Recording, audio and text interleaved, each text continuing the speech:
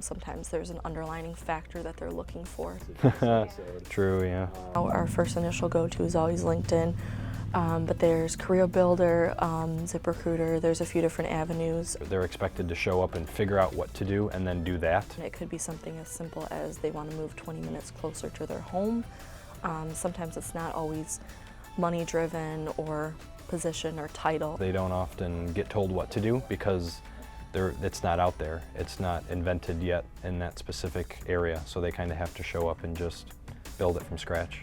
Find out where they're at, where they want to go, because they have that much more to grow. They are looking for something kind of specific in each person.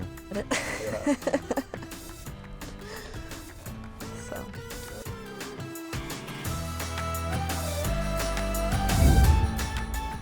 So to start looking for candidates, generating names, I'll usually start with LinkedIn, run a few searches there, possibly move on to like an X-ray search, see if we can pull some more hidden profiles, anybody that's lurking in the depths. From there, I would potentially go to like research papers, scientific papers. A lot of times individuals will have other contributors that are on their level or have similar knowledge in technologies. That's a good place to start as well. There's a few different places I can kind of look for them. Starting out, our first initial go-to is always LinkedIn, but there's Career Builder, ZipRecruiter, there's a few different avenues. We also look for new candidates when we are recruiting with other candidates, so any kind of referrals that we get, anything like that. The direction that I'm often given for the roles that I work on is they need someone who has drivability and a real attitude that's, go get 'em.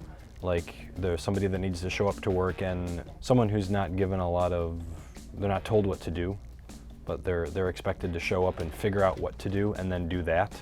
So finding a profile that fits that specific niche function is kind of challenging. The digital thread individuals, they don't often get told what to do because it's not out there. It's not invented yet in that specific area, so they kind of have to show up and just build it from scratch.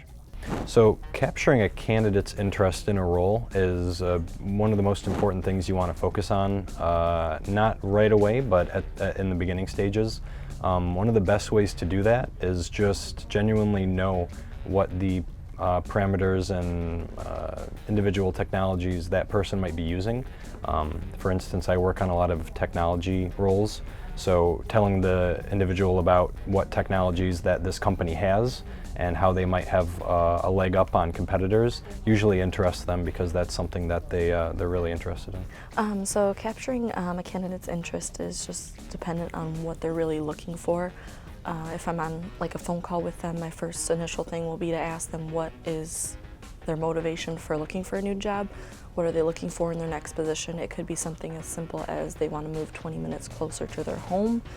Sometimes it's not always money-driven or position or title. Sometimes there's an underlining factor that they're looking for. So once you kind of uncover that, I think it's easier to see, what their true potential in moving to a new position is. So you find that, pique their interest, and you're good to go.